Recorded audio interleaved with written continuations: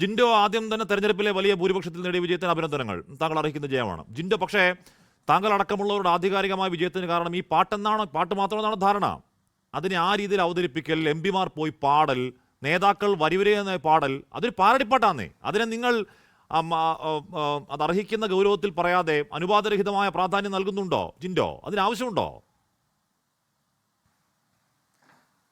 ഇല്ല ഹാഷ്മി, ഞാൻ ഉൾപ്പെടെയുള്ള കേരളത്തിലെ ഐക്യ ജനാധിപത്യ മുന്നണിയുടെ മുഴുവൻ സ്ഥാനാർത്ഥികളുടെയും വിജയത്തിന് കാരണം ഈ ശബരിമലയിലെ സ്വർണ്ണക്കൊള്ള മാത്രമല്ല, കഴിഞ്ഞ 9.5 കൊല്ലക്കാലമായി കേരളത്തിലെ സർവ്വസാധാരണക്കാരെയും ഈ സർക്കാർ കൊള്ളയടിച്ചത് കൂടിയാണ്. എല്ലാവിധത്തിലുമുള്ള കൊള്ള നടത്തിയിട്ടുണ്ട്. അവസാനം ശാസ്താവിനെ കൊള്ളയടിച്ചത് കൂടി വന്നപ്പോൾ അത് പൂർത്തിയായി. ആളുകൾ ഇതെല്ലാം ഓർത്തിരിക്കുന്നു എന്നുള്ളതാണ്. അപ്പോൾ ഒറ്റ വിഷയത്തിലേക്ക് ഇതിനെ ചുരുക്കാൻ ഞങ്ങൾ ആഗ്രഹിക്കുന്നില്ല. അങ്ങനെ ആഗ്രഹിക്കുന്നത് CPM ആണ്. പിന്നെ ഇതിങ്ങൾക്കൊന്നും ഒരു ബോധവും ഇല്ലല്ലോ എന്ന് ഞാൻ ആലോചിക്കുന്നു. ഒരു തെരഞ്ഞെടുപ്പിൽ അടപടലം തോറ്റതിന് ശേഷവും ആ പാട്ട് വീണ്ടും ഓർമ്മപ്പെടുത്തിക്കൊണ്ട് അയ്യപ്പനെ കൊള്ളയടിച്ചത് ഞങ്ങളാണേ എന്ന് വീണ്ടും പറയുന്ന അവസ്ഥയിലേക്ക് എത്തുകയാണ്. എന്താന്ന് തിരുവാഭരണ പാത സംരക്ഷണ സമിതി, ഞാൻ ഈ സംഘടനയെക്കുറിച്ച് ആദ്യമായിട്ടാണ് കേൾക്കുന്നത്, എൻ്റെ അറിവുറവായിരിക്കാം. പക്ഷേ ഇദ്ദേഹത്തിന് ഈ പരാതി കൊടുത്ത മഹാന് അയ്യപ്പൻ്റെ സ്വർണം കട്ടുകൊണ്ടുപോയവരെ കുറിച്ച് ഒരാക്ഷേപവുമില്ല. അയ്യപ്പൻ്റെ സന്നിധിയിലേക്ക് 1000 പോലീസിൻ്റെ അകമ്പടിയോടെ ആക്ടിവിസ്റ്റുകളെ കയറ്റി ആചാരലംഘനം നടത്തിയപ്പോൾ ഒരു ആക്ഷേപമില്ല. ശബരിമല ശാസ്താവിൻ്റെ ബ്രഹ്മചര്യം നഷ്ടപ്പെട്ടു എന്ന് ഉളുപ്പില്ലാതെ വിളമ്പിയ M സ്വരാജിനെ കുറിച്ച് ഒരു പരാതിയുമില്ല. അയ്യപ്പന് മാത്രമല്ല, മേൽശാന്തിക്കും തന്ത്രിക്കും വരെ ബ്രഹ്മചര്യം ഇല്ലല്ലോ എന്ന് ഇളിച്ചോണ്ട് പറഞ്ഞ പിണറായി വിജയനെ കുറിച്ച് ഒരു ആക്ഷേപമില്ല. ഞങ്ങൾ ഒരുപാട് യുവതികളെ കയറ്റി ആചാരലംഘനം നടത്തി എന്ന് പറഞ്ഞ MM മണിയെ കുറിച്ച് ഒരു ആക്ഷേപമില്ല. വ്യാജ ചെമ്പോലയുടെ വരുത്തിൽ, മോൻസൺ മാവുങ്കൽ പടച്ചെടുത്ത വ്യാജ ചെമ്പോലയുടെ വരുത്തിൽ ആചാരലംഘനത്തിന് അനുഗുണമാകുന്ന രീതിയിൽ കൈരളി ചാനലും ദേശാഭിമാനി പത്രവും ഒക്കെ നിരവധി തവണ നിരത്തി വാർത്ത പറഞ്ഞപ്പോൾ ഒരാക്ഷേപം തോന്നിയില്ല. ഇനി ഗവൺമെന്റ് കൊടുത്ത, സുപ്രീം കോടതി കൊടുത്ത അഫിഡവിറ്റ് പിൻവലിക്കാത്തതിൽ ഒരാക്ഷേപമില്ല. 10-26 മനുഷ്യരെ ഈ 2600ഓളം കേസുകളിൽ പ്രതിയാക്കി ഈ ഗവൺമെന്റ് വേട്ടയാടുന്നതിൽ അദ്ദേഹത്തിന് ഒരു ആക്ഷേപമില്ല.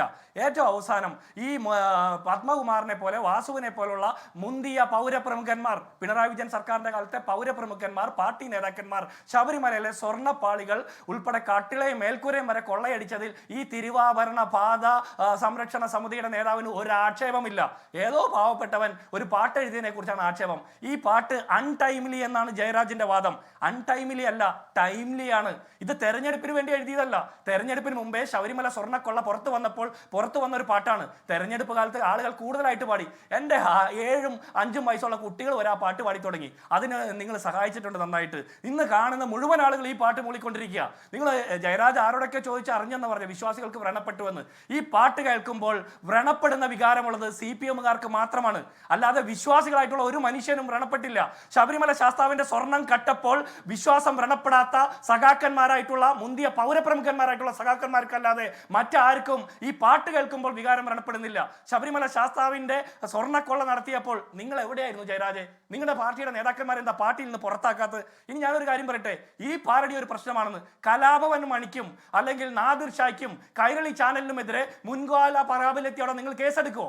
ഈ തെരഞ്ഞെടുപ്പ് കാലത്ത് പോലും CPMന്റെ പ്രാദേശിക പ്രവർത്തകർ, ലീഗിന്റെ സ്ഥാനാർത്ഥികൾക്കെതിരെ സമാനമായ ട്യൂണിൽ തന്നെ പാട്ട് പാരടി ഇറക്കിയിട്ടുണ്ടല്ലോ. തെളിവുകൾ ഞങ്ങൾ തരാം, നിങ്ങൾ കേസെടുക്കുമോ? ഫുട്ബോളിനെതിരെ, മൈക്കിനെതിരെ കേസെടുക്കുന്ന, ആംപ്ലിഫയറിനെതിരെ കേസെടുക്കുന്ന പിണറായി വിജയന്റെ കാലത്താണ് ഈ VD രാജപ്പൻ ജീവിച്ചിരുന്നെങ്കിൽ ഈ കാരണഭൂതൻ അദ്ദേഹത്തെ ജയിലിലിട്ട് ഒരു പരുവമാക്കിയാനെ. VD രാജപ്പനെ നിങ്ങൾക്കറിയാമല്ലോ, ഞങ്ങളെക്കാൾ കൂടുതൽ നിങ്ങൾക്കറിയാവുന്നല്ലേ. അപ്പം ഞാൻ പറഞ്ഞു വരുന്നത്, ന്യൂനപക്ഷ വിഭാഗത്തിൽപ്പെട്ട ഒരു മനുഷ്യൻ ഒരു പാരഡി ഗാനം എഴുതിയാൽ അതിൻ്റെ പേരിൽ വർഗീയതയുടെ ഗവേഷണം നടത്തുന്ന നിങ്ങൾ എത്രയോ തരം താണിരിക്കുന്നു. കേരളത്തിലെ ഏറ്റവും അധികം വർഗീയത പറയുന്ന പാർട്ടിയായിട്ട് CPM അധപതിച്ചിരിക്കുന്നു. നിങ്ങൾക്ക് ഒരു സങ്കടവും ഇല്ല എന്നുള്ളതല്ല, നിങ്ങൾ ഇപ്പോൾ ഈ വിതയ്ക്കുന്ന വിത്തുകൾ ഭാവിയിൽ നിങ്ങൾ കൊയ്യുന്നത് മറ്റു പലരുമായിരിക്കും. ഇപ്പോൾ വിതയ്ക്കുന്ന ഈ വർഗീയതയുടെ വിത്തുകൾ അത് കൊയ്യുന്നത് മറ്റാളുകളായിരിക്കും. ഇത് നേരിട്ട് ഇതിന് കളമൊരുക്കി, മണ്ണൊരുക്കി, ഉഴുതുമറിച്ചു കൊടുക്കുന്നത് CPMന്റെ നേതൃത്വത്തില. CPMന്റെ സംസ്ഥാന സെക്രട്ടേറിയറ്റിന്, LDFന്റെ സംസ്ഥാന സമിതിക്കൊക്കെ ഈ തോൽവിയുടെ കാരണം ഈ പാരഡി ഗാനമാണ് എന്ന് തോന്നുന്നുണ്ടെങ്കിൽ നിങ്ങളുടെ തോന്നലിനാണ് പ്രശ്നം. നിങ്ങൾക്ക് ഇപ്പോഴും ജനങ്ങളുമായിട്ടുള്ള ബന്ധം നഷ്ടപ്പെട്ടു. പിണറായി വിജയൻ കേരളം ഭരിക്കുമ്പോൾ ജനങ്ങളുമായിട്ടുള്ള ജൈവ ബന്ധം നഷ്ടപ്പെട്ടത് കൊണ്ട് ഒറ്റ കാര്യം കൂടി അമ്പലപ്പറമ്പിൽ പുഷ്പനെ അന്വേഷിച്ച് നടന്ന അലോഷിയുടെയും മറ്റാളുകളുടെയും പാട്ട് കേട്ടപ്പോൾ ഒരു വികാരവും സഖാക്കന്മാർക്ക് വ്രണപ്പെട്ടില്ലല്ലോ. ആർത്തവ രക്തത്തിൽ കുളിച്ചു നിൽക്കുന്ന അയ്യപ്പന്റെ ചിത്രം മറച്ചു വയ്ക്കുന്ന SFIയുടെ DYFIയുടെ നേതാക്കന്മാരുടെ ആ ഇൻസ്റ്റലേഷൻ ആർട്ട് കണ്ടപ്പോൾ നിങ്ങൾക്ക് ആർക്കും ഒരു വികാരവും വ്രണപ്പെട്ടില്ലല്ലോ. അപ്പോൾ വിശ്വാസം എന്താണെന്ന് വിശ്വാസികളുടെ അട്ടിപ്പേരെടുത്തുകൊണ്ട് CPM പറയണ്ട. അമ്പലത്തിലും പള്ളിയിലും ഒക്കെ പോയി പ്രാർത്ഥിക്കുന്ന, മതം മനുഷ്യനെ മയക്കുന്ന കറുപ്പല്ല എന്ന് വിശ്വസിക്കുന്ന വിശ്വാസികൾ പറയട്ടെ അവരുടെ വികാരം വ്രണപ്പെട്ടോന്ന്. CPMന്റെ സംസ്ഥാന സെക്രട്ടേറിയറ്റ് അല്ല അത് പറയേണ്ടത്. നാട്ടുകാർക്ക് വിശ്വാസം വ്രണപ്പെട്ടതേ അമ്പലത്തിലെ കൊള്ള നടന്നപ്പോൾ അത് 6 വർഷക്കാലം മൂടി വെച്ച് ആ കള്ള പോറ്റിമാരെയൊക്കെ 6 വർഷക്കാലം പോറ്റി വളർത്തിയ പിണറായി വിജയൻ സർക്കാരിന്റെ നിസ്സംഗതയും ആ പിന്തുണയും ആണ് ഞങ്ങളുടെയൊക്കെ വിശ്വാസത്തെ വ്രണപ്പെടുത്തിയത്.